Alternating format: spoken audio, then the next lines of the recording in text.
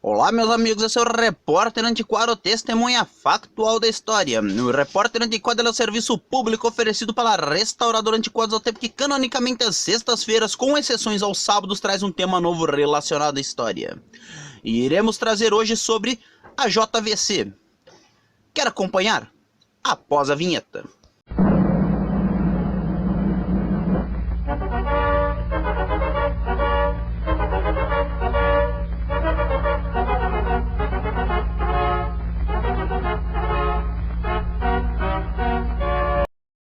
A JVC, sigla para Japan Victor Company, é uma marca de origem japonesa de propriedade atual da JVC Kenwood e anteriormente da Victor Company of Japan Limitada, fundada no ano de 1927. A companhia é conhecida por apresentar os primeiros televisores japoneses e pela criação do formato VHS.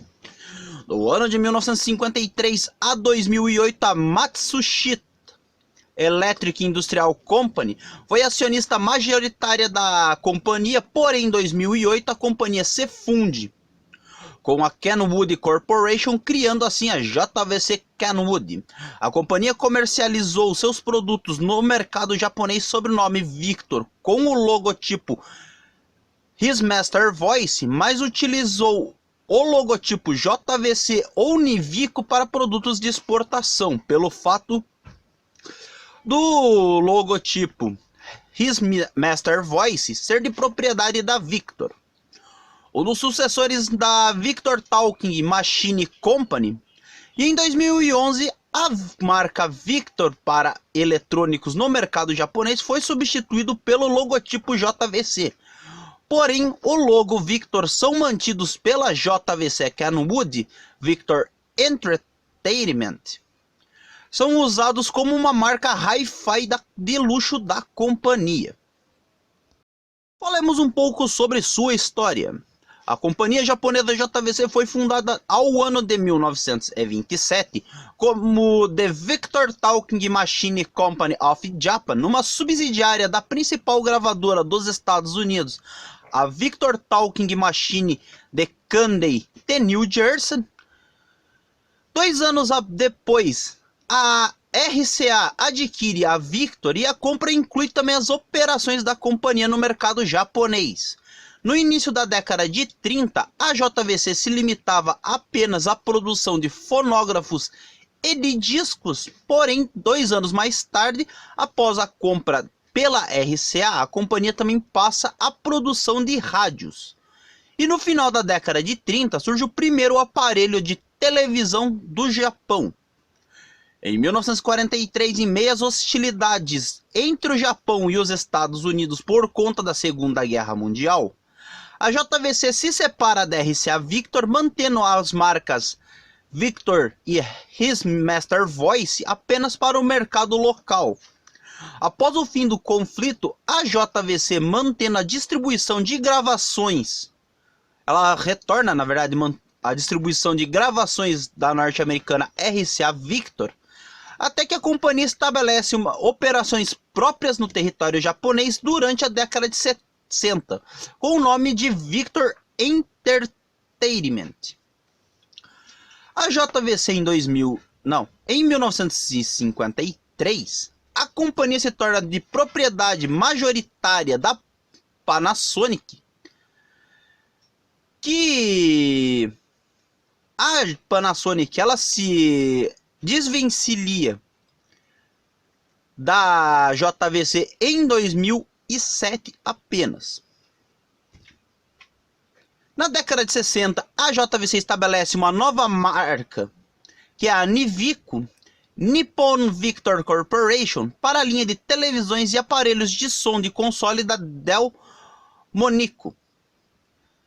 Na década de 70, a companhia comercializou os vídeos Perry, um aparelho de televisão portátil de tubos raios catódicos, que é o tubo CRT, dentro de uma caixa em forma de capacete espacial com despertador na base, que foi um sucesso. Ainda no início da década, a JVC introduz ao mercado o primeiro sistema discreto de som quadrafônico de 4 canais em discos de vinil, o CD4 ou Quadradisc, como era chamado pela RCA.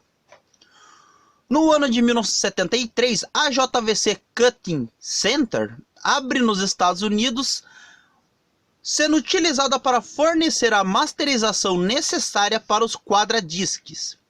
O sistema Mark II de 1,5 de velocidade, usado até o ano de 1975, quando foi substituído pelo sistema Mark III de velocidade igual. E no final da década de 70, a Mobile Fidelity começa a usar o JVC Cutting Center para discos mono estéreo de 1,5 velocidade. Em meados da década, a companhia inova novamente com a introdução do primeiro rádio portátil operado a bateria com televisor embutido. O mesmo era um modelo 3050, que o modelo era um tubo CRT preto e branco de 3 polegadas, e um ano após a companhia expande o modelo para adicionar um gravador de cassetes com o 3060, criando o primeiro boombox do mundo com rádio cassete e televisão.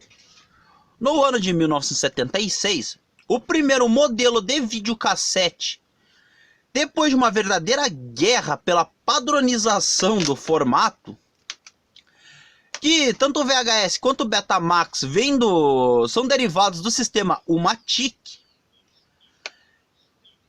E o primeiro modelo de videocassete foi o HR-3300, que foi apresentado pelo presidente da companhia no Okura Hotel em Tóquio ao dia 9 de setembro do ano de 1976, e o mesmo começa a ser comercializado em Akihabara, em Tóquio, no dia 31 de outubro do mesmo ano de sua apresentação. Em outras partes do mundo, a versão HR-33001 para o mercado norte-americano e a versão HR-3300 EK para o mercado do Reino Unido. Temos um vídeo sobre o formato VHS no canal, que irei deixar na descrição, onde eu explico melhor sobre a história do formato e a guerra dos formatos. Porém, vamos dar uma pequena pincelada no que foi essa guerra. No final da década de 70, a companhia desenvolve o VHS, introduzindo no mercado os primeiros videocassetes ao ano de 1976, pelo preço de $1.060. A Sony Corporation, que havia lançado outro formato derivado do U-Matic, que era o formato Betamax, lançado em 1975, torna-se o principal concorrente do formato da JVC. E na década de 80, criando uma verdadeira guerra dos formatos. O Betamax ele era menor em capacidade, porém melhor em qualidade de vídeo. As duas companhias competiram ferozmente para encorajar outras companhias a adotarem o seu formato, mas ao ano de 1984, 40 empresas adotam o formato da companhia JVC, enquanto apenas 12 utilizam o formato Betamax como padrão. E no final da década de 80, mais especificamente em 1988, a Sony começa a produção de videocassetes e de fitas VHS, e em 1993 encerrando o formato Betamax. Isso lançou para o mercado de exportação as vendas das fitas virgens pela JVC UK Limitada para grandes estúdios de Hollywood. Isso lança um verdadeiro novo mercado, que era o mercado de aluguel de vídeo doméstico, que quase não foi alcançado pelo formato da Sony. Tal modalidade ajudou imensamente a venda do VHS, e esse declarando que uma fita promocional apresentada pela lenda da televisão da BBC de Londres, o Cliff Michelmore, que em palavras do mesmo ele dizia: você poderá comprar um tipo de filme que a BBC e a ITV nunca mostrarão a você por qualquer motivo. Isso acompanhado de um clipe de filme adulto, levemente picante, E a indústria de filmes adultos adota o VHS como formato padrão, e isso ajuda muito na divulgação do hardware em si. E no final da década de 70, a companhia apresenta um protótipo de um sistema de vídeo de alta densidade, e esse sistema era baseado em capacitância, com um disco eletrônico de capacitância, mas os discos não tinham ranhuras com agulha. Sendo guiadas pelos serviços de servo na superfície do disco, os VHD eram inicialmente manuseados pelo operador e tocados com um aparelho semelhante ao toca-disco, mas a companhia usava discos alojados em Candy. Quando o sistema foi comercializado, o desenvolvimento dele sofreu diversos atrasos e o produto foi lançado somente em 1983 no Japão e no Reino Unido no ano seguinte, para um mercado limitado apenas. Explicando um pouco mais sobre a história da companhia, aquilo que eu coloquei ali foi um disclaimer sobre um outro formato. Na década de 80, a companhia introduz uma linha revolucionária de toca-fitas de acionamento direto, que era o DD9, que fornecia níveis anteriormente intangíveis de estabilidade e de velocidade. E ainda na década de 80, a JVC ela comercializa um próprio equipamento de áudio portátil semelhante ao Walkman lançado pela Sony no mercado, que era o JVC CQ F2K, que foi lançado no ano de 1982, que tinha um rádio destacável montado com fones de ouvido para uma experiência de audição compacta, sem fio. Porém, teve dificuldade para a continuação do produto e alguns anos após o lançamento ele foi encerrado. No ano de 86, a JVC lança o HC95, que era um computador pessoal com processador Zilog Z80A de 3.58 MHz, de 64 KB de RAM, rodando o MSX Basic 2.0, e o mesmo detinha 2 unidades para disquete de 3.5. Estava em conformidade gráfica com o padrão MSX2. No entanto, com o Pioneer PX7, ele também carregava uma interface de hardware sofisticada que lidava com a sobreposição de vídeo e vários recursos de processamento de vídeo interativo. E o HC95 da JVC foi vendido primeiramente no mercado japonês e posteriormente no mercado europeu, onde teve baixa vendagem. Os gravadores de vídeo da JVC foram comercializados pela Ferguson Radio Company no Reino Unido, com apenas mudanças cosméticas. No entanto, a Ferguson precisava encontrar outro fornecedor para as suas filmadoras, quando a JVC produzia apenas o formato VHS-C. E em vez de vídeos Super 8, a Ferguson, posteriormente adquirida pela Thomson SA, que encerrou o relacionamento com a JVC, que mais tarde inventou as filmadoras com disco rígido. Em 2001, a Academia Nacional de Artes e Ciências Televisivas concedeu à JVC o prêmio Emmy por realização excepcional em avanço tecnológico. O desenvolvimento pioneiro de uma câmera de consumo e os patrocínios anuais do mundialmente famoso JVC Tokyo Video Festival e JVC Jazz Festival ajudaram a atrair a atenção de mais clientes. A JVC é uma apoiadora mundial do futebol desde o ano de 1982, tendo um antigo patrocínio de uniformes com o Arsenal, e continuou seu papel como parceiro oficial da Copa do Mundo da FIFA de 2002 na Coreia e Japão. A JVC recentemente firmou parcerias corporativas com a ESPN Zone e a Fox Exploration. Em 2005, a JVC junta-se à HANA, High Definition Audio Video Network Alliance, para ajudar a estabelecer padrões de interoperabilidade entre aparelhos eletrônicos de consumo. Em 2005, a JVC anuncia o desenvolvimento da primeira mídia de DVD RDL, que é a versão de camada dupla do formato DVD-R regravável. E em 2006, a Matsushita entrou em negociações com a Kenwood e a Cerberus Capital Management para vender a sua participação na JVC. Em 2007, a Victor Company of Japan Limitada confirmou uma aliança de capital estratégico com a Kenwood e a Sparks Investment,